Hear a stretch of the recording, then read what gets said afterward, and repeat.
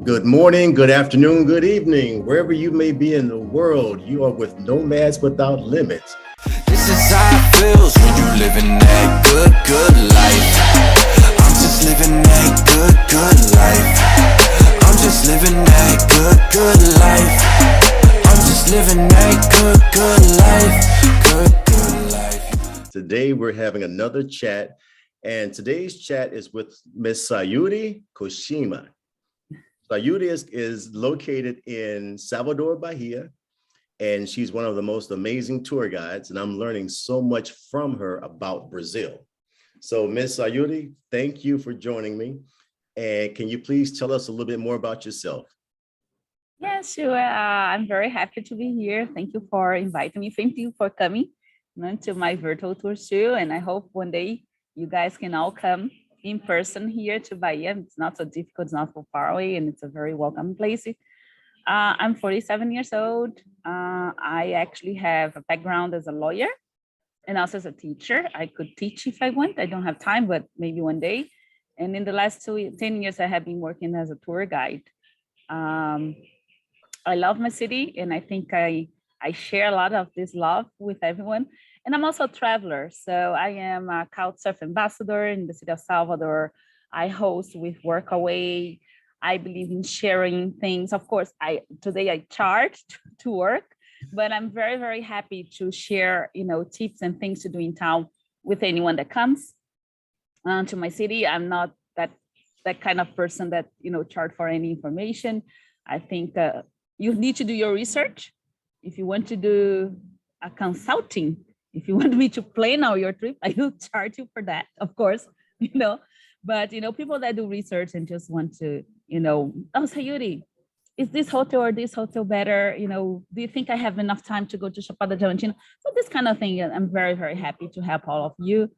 And I'm very honored to be here. I hope I can help you somehow with some information about Salvador, and especially information about this beautiful place that is considered the Black Rome, the most Black place in Brazil, that welcomes everyone from everywhere. It doesn't matter where you come from, but for sure, if you are a diaspora traveler, if you're Black, or if you come from anyone of background that is interested in the diaspora around the world, this is going to be home for you. Got it. Thank you. I'm so glad you're here. First of all, I want to send a shout out to Miss Heather Hall. She connected us. And since that connection has been made, I have been picking your brain. Okay. I don't know if you realize it, but I'm picking your brain. I'm trying to learn all I can. All right. So tell us a little bit about Bahia, about Salvador.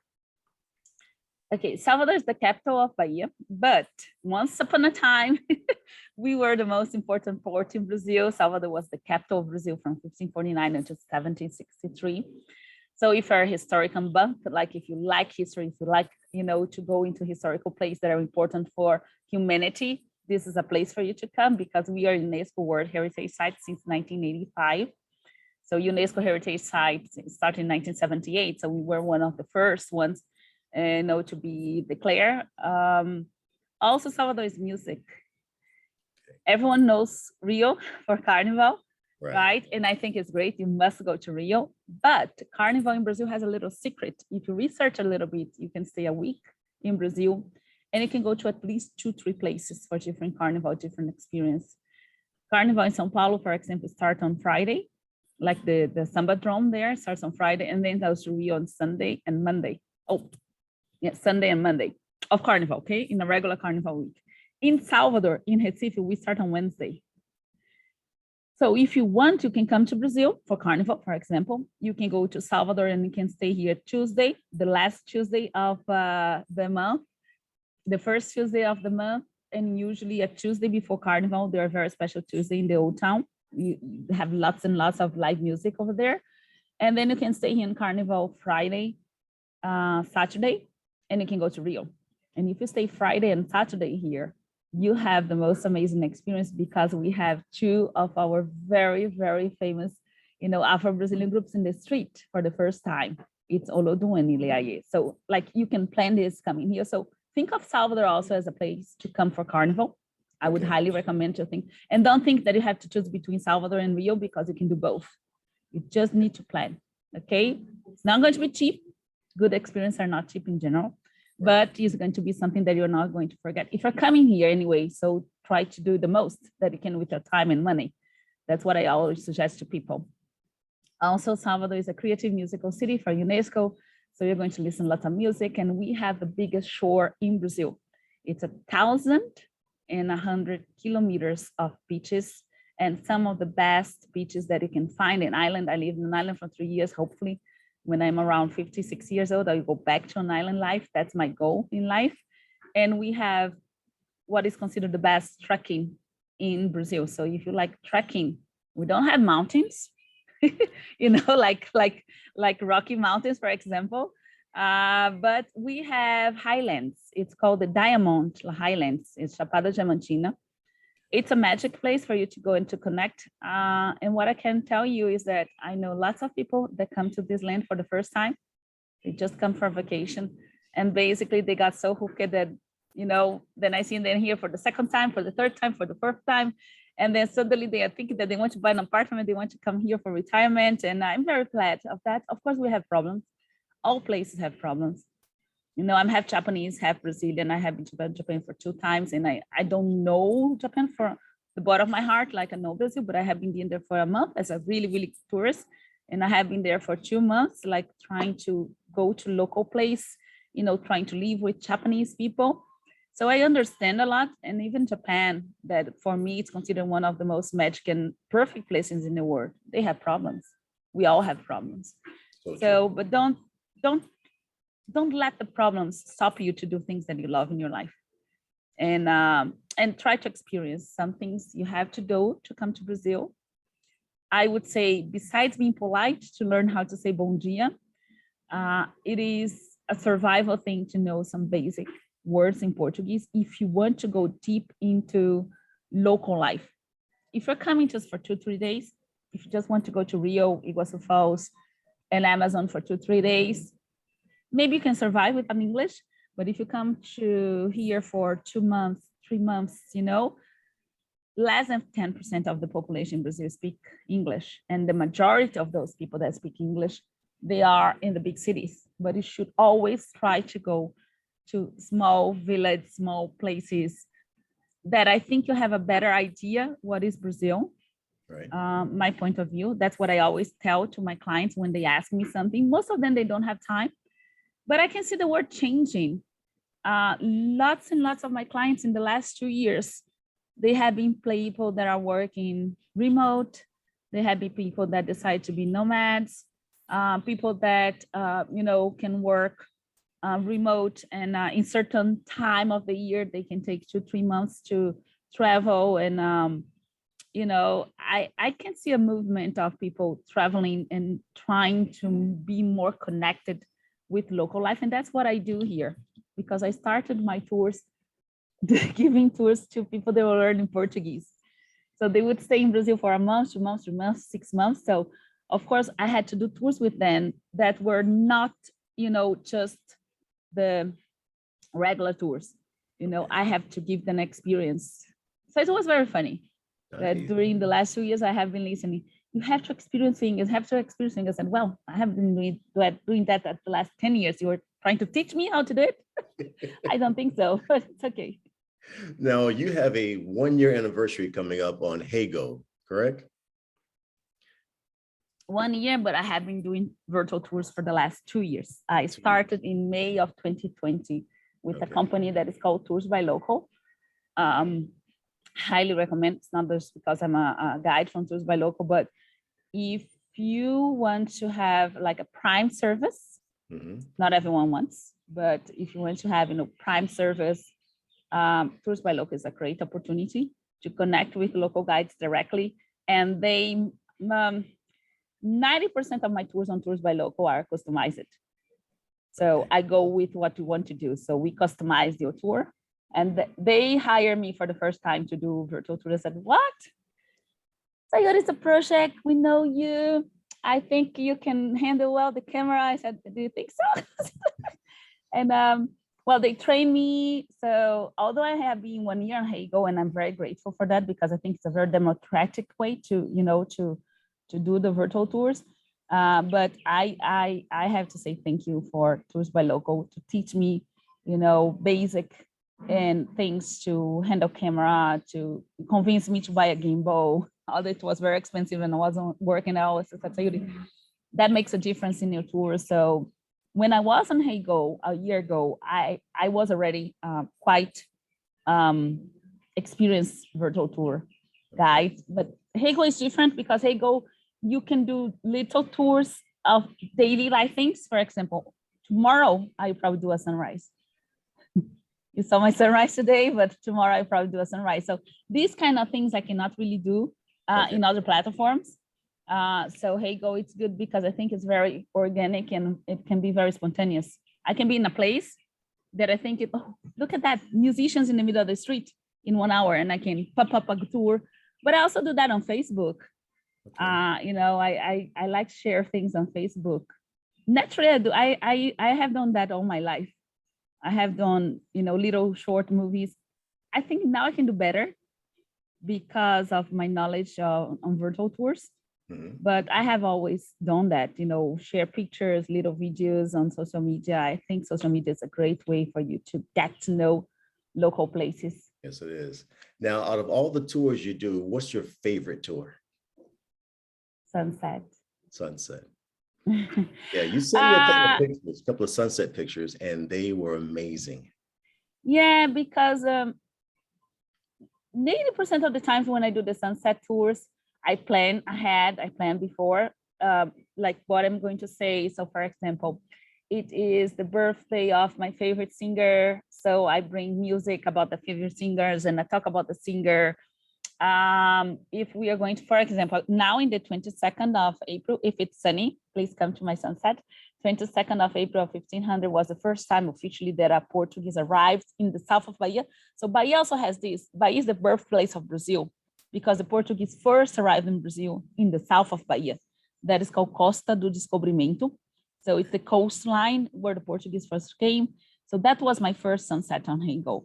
And so for that, in 1 year ago, I brought the history of how the Portuguese arrived here. That is not written on the books, like a little bit off bookstores, like history books. Okay. It's a little bit out of the convention history that is said on the books. I love this side B of history, what's not written, but that's what happened. And I just love it. Usually I am in my favorite places. And I built slowly a sunset community. I have some people that, it's funny, they come to all my sunsets or most of my sunsets, and they even book quickly, Sayuri, we'll see you on Sunday. I said, yeah, it's okay if it's sunny. And sometimes I think it's not so beautiful to do the sunset, it's cloud. And then I send them the pictures and I said, do you think it's worth? And they say, Sayuri, we just want to talk to you. Nice. Whatever you want, so I think it's not the most important tour that I do. Of course, Salvador 1 and Salvador 2 that I do on Heygo. It's Salvador 1 is the introduction of the city of the Salvador. That's my first tour that I did on Heygo. That's what I'm going to repeat tomorrow on the 15th, that I celebrate 1 year on the platform. And my Salvador 2, that is the Black History and the Samba Reggae tour that you have already seen. Historically, they are much more important. And I would say culturally, they are much more important than my sunset. But my sunset, it is a way that I do every week at the same time. So it's like, where to find me. Sunday at 5:00 p.m. local time in Brazil, unless something happens, unless I really have no way to do it. But it's funny that now I plan my tours, my in-person tours, to finish by 4. Okay. So I try to tell people I'm okay until 4:00. No, of course, if it's a very special client with kids, for example, I know it's going to take more time. Or if I'm going to travel, if it's a day trip, I know I'm not going to be, there. But sometimes I even tell the client, look, I'm available on Sunday, but I do a virtual tour at 5:00. Would you mind to watch the sunset with me? Or I can leave you in a restaurant for see the sunset while I'm doing like this. It's quick, it's half an hour. And they said, yes, depends on the client. You can do that. Not all of them, if it's a friend of a friend, like young couples, who would say no to see the sunset, right? I Absolutely. don't know. I think I don't know any person that doesn't like the sunset. I think everyone likes the sunset. Thank you. I Maybe live don't like across. the sunrise because I have to wake up very early. But I think sunset lovers are quite majority, or I would say almost 100% of people is very happy to see a sunset. I agree. If they can wake up in the morning. The sunrise, yes, the sunrise. Yeah. Well, depends on your, that's the beauty about virtual tour. I think about sunset as a late day, but if you are in Japan, that's your sunrise. If Yes. you are in Malaysia, that's 4 a.m. I even had once a tour guide that said, Sayuri, your sunset's so famous that I want to see. But I said, you can, like, this is 4 a.m. for you. I said, yes, I set my alarm. I'm setting my alarm for 4 a.m. to see your sunrise set. So I think it's really nice to have those connections. Now, tell us about the different cultures. Now, I'm starting to realize that Brazil is a melting pot of the world. It seems like everybody comes to Brazil. So you say you're half Japanese, half Afro-Brazilian. Yep. Okay. And so I also understand, I also learned from you that Brazil has the highest population of Japanese descendants outside of Japan. Yeah. And I think that's so amazing. What are some of the other cultures that are there? If you go to places like São Paulo, okay, you find from Armenians to South Africans communities there. We have a new wave of African immigrants, this time not coming as enslaved Africans, this time coming for opportunities of work. And one of my favorite restaurants in São Paulo, it's actually, I think she's from Cameroon, own a restaurant. And I think São Paulo you find all the tribes that you can think, but the very big waves of immigrants that we have here, that they can consider like a huge community that makes a really different what we are. It is the Italians, Germans, Japanese in the 20th century. Okay, Japan is special. You know, that's part of my background. My father is from Ehime. My mom, she was registered in Saitama, although she was born in Taiwan, when Taiwan was occupied by the Japanese. Germans are in the south of the country. So if you go to places like Canela, Gramado, Joinville, you're going to see a very different architecture. You're going to see a German architecture, and they have even what's the name? An Oktoberfest. Okay, that's also where we have the best, you know, brewers that we have in the country. The best beer are there down south. And then comes the Italian community. The Italian community, that's why the Paulista talk like this. You know, they have a celebration like the Akiro Pita in October. The accent of the Paulista, it calls a lot with the accent of the Italians, the way that they talk in some areas, especially if you go to Mocha. Okay, you're going to feel like a very Italian accent although the people are speaking Portuguese. And Spanish in Salvador, we do have a big Spanish community here. We even have a soccer team that is called Galicia, because we had lots of Gallegos and Basco coming here. And of course, the Africans, the last one that I can say that they were not invited to come here, they were forced to come here. And 40% of enslaved Africans that came to America from the 16th to the 19th century end up being here. And in some place, because we didn't have this wave of immigrants in the 20th century, okay, are more Black than others. So Bahia also, because we changed our, you know, political position in Brazil, we were not the capital from 1763 and on. So we didn't have the investments, and we didn't have the European, you know, so much influence in the 20th century, 19th century that Rio had. Rio, some parts of Rio are called the Little France. You know, they have gardens, there are French gardens, they have coffees, there are, you should do this tour if you want. It's called the Little France in Rio. So tells you all the influence of France in the beginning of the 20th century. If you go to Café Colombo in Rio, that's a French coffee. You know, Okay. it's a French environmental conflict. We had a Black anthropologist. His name is Manuel Quirino. He wrote a book that is called, oh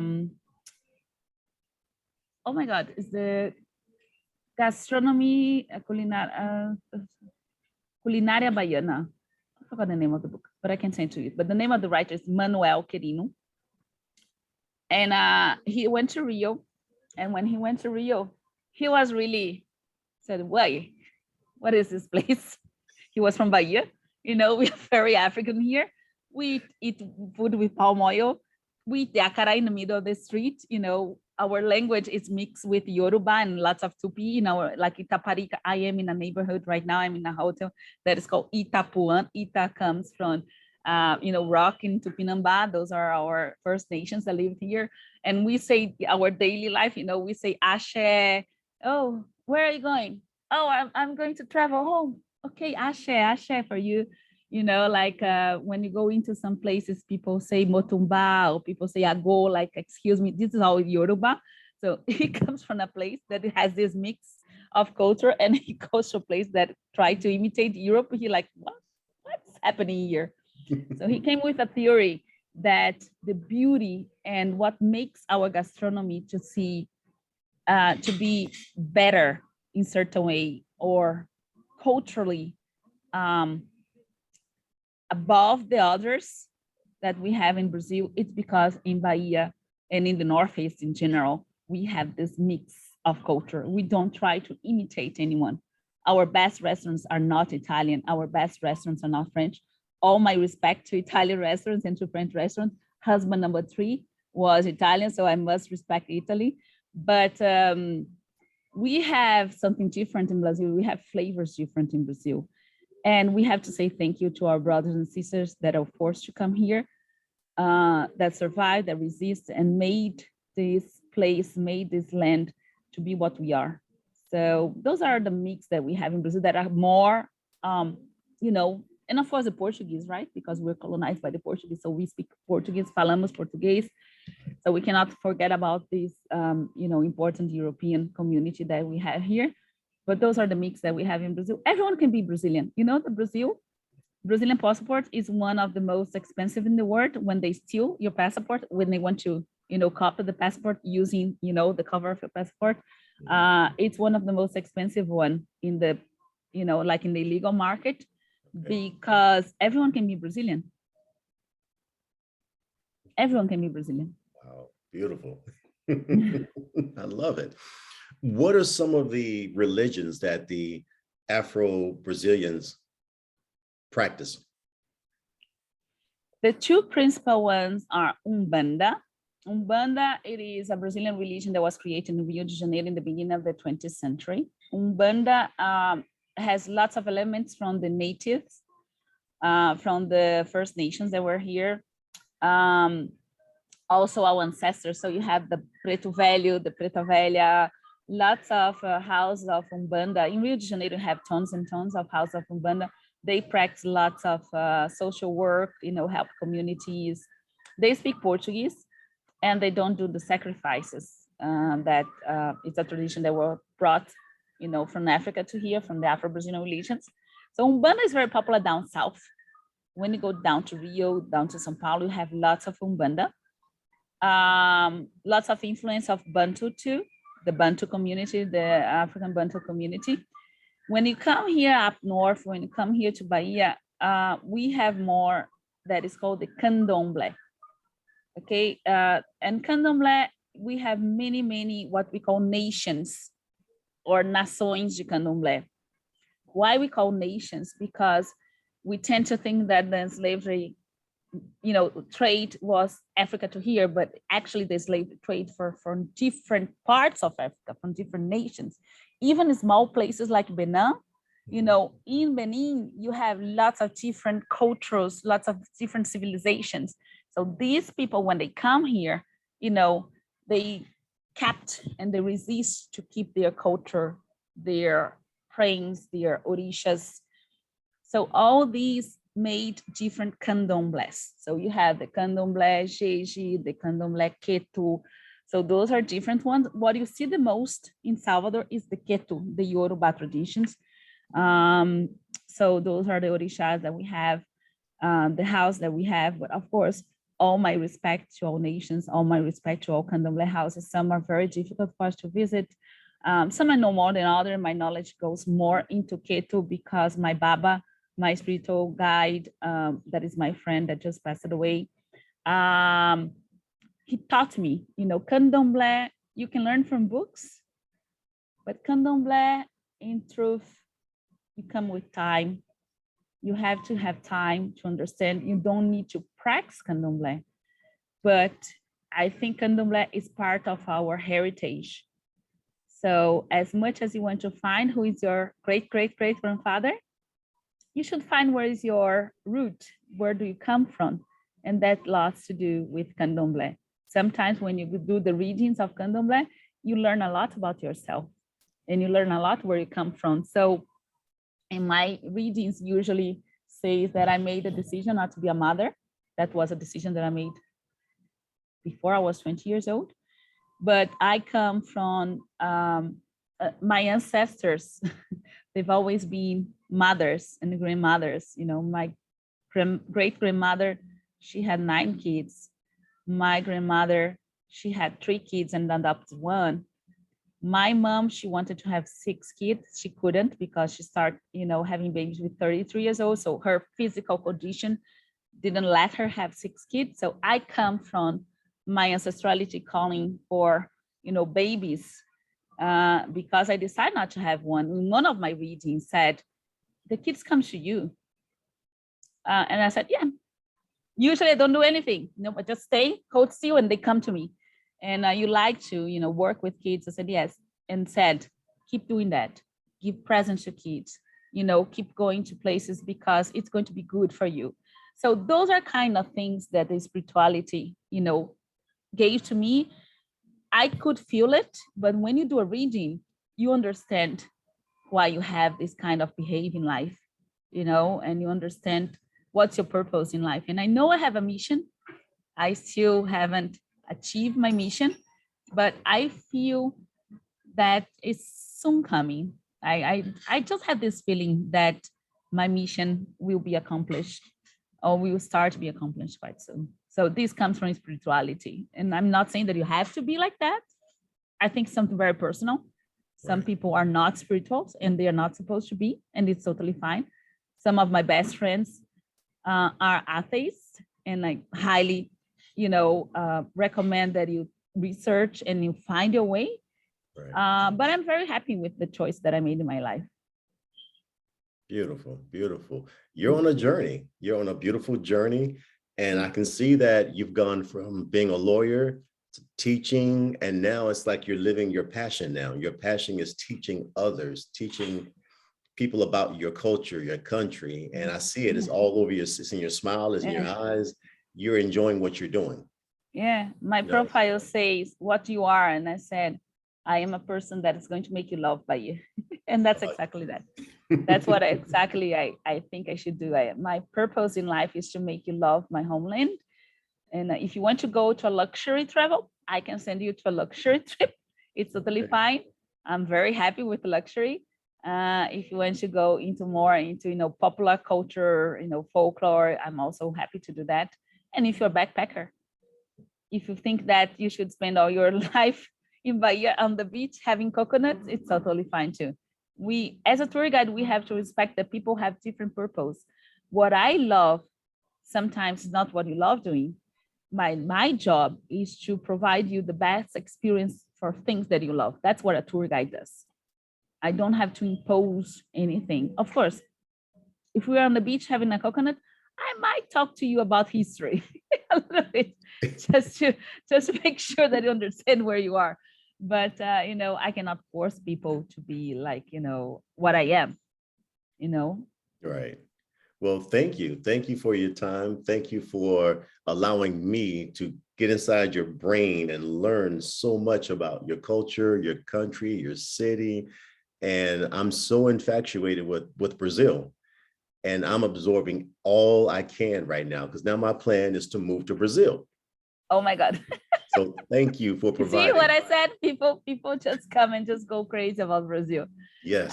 It's a beautiful place. We need people that respect our culture. And I always tell people like, I charge for my work. I do free walking tours, so that's my part of my week that I do budget trips, I do Okay. budget tours, but my work when I do have tours, it's not the cheapest one that you can find, and I don't want to be the cheapest one that I can find. First, because I think I research a lot and I have a background to offer you. I have my way of working to work you, and that cost. Second, I always overpay and I always good tip everyone that works with me. If you go and play with the drums, you can give them R$ 2, but before I have donate money for him for a week for their research, rehearsals, and the waiters, everyone that you meet during my trip, I make sure that they are very well tipped. And if I don't give you the tour, if someone that works with me do the tour with you, he's getting well paid for that. Okay. Because I think one of the responsibilities that we have to think about tourism is if you come here as a tourist, I'm not saying that you're rich and should spend all your money here, but we always should think that we should pay well people that serve us in certain places because we need it. Brazil is one of the 10th biggest economy in the world, but at the same time, we have some of the big distortion in the world. So maybe the tip that you're giving to that waiter, some of them are going to university. Some of them, they are working hard to become something else, in the future. Right. And it's up to us to help those people to improve their life. So I think that people that come to this country, they should be conscious that this is a country that needs lots of help on education, respect, anti-racism, intolerance. We have all these that here. It looks like a beautiful place, but we have all these here. We have people here that struggle every day to wake up, get a transportation, a bad transportation to come to work. So when you're in a hotel, when you talk with the receptionist, when you talk with the people serving you, think also that this is a country, although you're in a luxury hotel, maybe, you never know. The people that are working at the hotel, they have really hard life and we should understand it. So come here, live here with this sense that you can make a difference in this country. You can help those people to be something else in their lives. And that's what I hope people come here to do. Not that you have to be a social worker, Right. but think about the community, think about the locals as people that love to serve, love to welcome you, but they also need help. Got it. Got it. Let's talk about tips. One of the travel tips that I gave to my community in Nomads is that it's best to tip personally. It's best to give the money to the waiter, because when you put the tip on the tag, not the tag, but on the bill, when you include it, I was told that a lot of times the owners don't give the workers the tip. 100%. Yeah, Right. 100%. They Okay. sometimes don't. So it's best to give the money to the person. Yeah, but I think even in place that you trust the system, if you can give money, it's always the best, because when you pay in credit card, some places say, okay, I'm going to give your tip once a month, or I'm going to give you tip by the end of the week. And sometimes the person needs the money at that day.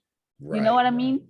Yes. I don't know. I would say like in every country, if you can tip with cash, like you go to eat. So we use 200. So the tip is between 20, 25 reais. If you have 20, 25 reais,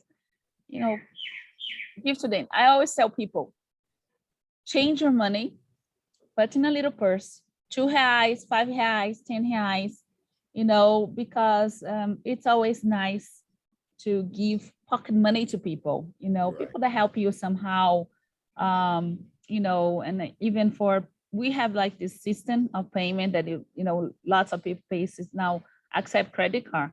But when you pay in credit card, the person that you're buying, she got a fee. It's between 4 and 6%. That doesn't look a lot, but towards at the end of the month, that can be quite a big difference. So every 100 reais, you give 40 reais, or 4 reais to the credit card company. So everyone money is gets a always cut. good. Yeah, money is always good. But I mean, I would say that the big restaurants, in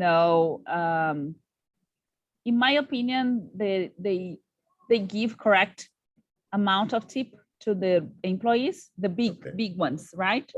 The problem is the middle range, the middle range of the restaurants, because they don't have so much people checking things. Also, the waiters in big restaurants sometimes are waiters that they have been working as waiters for a long time. They're like really, really professional waiters, So I don't think they would stay too long in a place that don't pay them correctly. Okay, makes But sense. small business, they just, they do more illegal things. But if you can tip in money, it's always nice, always. Okay. But if you don't have the money, it's totally fine. Pay with the credit card, at least they're going to get something. Got it. I got it. I understand. Thank you. Yeah. So how can our community contact you? Yeah. Well, I always say that to be half Japanese has a great advantage in my life. If you put on Google Sayuri tour guide, I am the first page of Google. You search for me. If you put Sayuri tour guide Brazil, I'm the only tour guide Brazil Sayuri. I don't know if there is another one. If there is another one, I beg your pardon, but I am the one that comes first. Okay. And of course, my social media. I don't have. I am after 2 years of COVID. I'm thinking to, become easier and do like a website or do like a little shop on Instagram that people can book things easily. But I really love this contact with the person. Everyone that calls me and if you just want a transfer, I'm not going to say that. Okay, so you don't want a transfer. That's okay. That's the price if you want, that's it. But when the person wants a tour, I usually book 5 minutes, 10 minutes of talk with the person to understand who you are, to understand what your needs. And then I can, personalize something for you. To have a list of price, to have a list of activities bothers me a little bit because I don't have this contact with you. But I understand that to grow my business, if I do want to live in an island one day, I have to expand my business to something more in person. Right. Impersonal. Yeah, so something more like automatic, so I don't have a website right now. I'm working my mind on doing something that's going to be easy. And then what I can just do is I can just do, customized 6 hours tour, customized 8 hours tour. So if you want to have this customized service, you contact and then we book a call. But I might have, like very basic things to do in Salvador because some people just want basic things in Salvador. It's totally fine. But if you go to Instagram, my name, Sayuri Koshima, and I also have an Instagram that is 100% in English. It's called Like I Like You, like a Baiano. Baiano is a local person from Bahia. So I try to share local tips from there. And of course, my Facebook, Sayuri C Koshima. C is my mama's surname. And then you can find me here too. Okay. Well, it's very easy. Or call you. Huh? Contact you and give my information. And you're also in the Facebook group now. Yeah, I'm part of the group now in Nomads Without Limits. I try to, from time to time, to share things there from Bahia, and you're probably going to see me on the group too. But I'm very easy to find. Okay. All right. Well, thank you. Thank you for sharing your world with me, with everyone, and I look forward to connecting with you for more interviews, for more knowledge, and just thank you for everything you do. Yeah, welcome. I hope I didn't talk too much. You can edit. No, you're good. You're good. Everything you shared was very informative, and you've lit my fire to come to Bahia now. I'm ready. Yeah. Yeah, and I am in a hotel, actually. I'm spending 2 days in a hotel. So okay. Beautiful, beautiful, beautiful place. Nice. So we have good energy good energy to go to you. And thank you very much for thinking about doing this about Brazil. Thank you so much for trying to plan to spend more time with us. Thank you so much for, trying to understand our culture, trying to understand who we are. And thank you all so much for, taking the time to watch this interview, to listen to me. And thank you. Well, Thank you're you very welcome. much.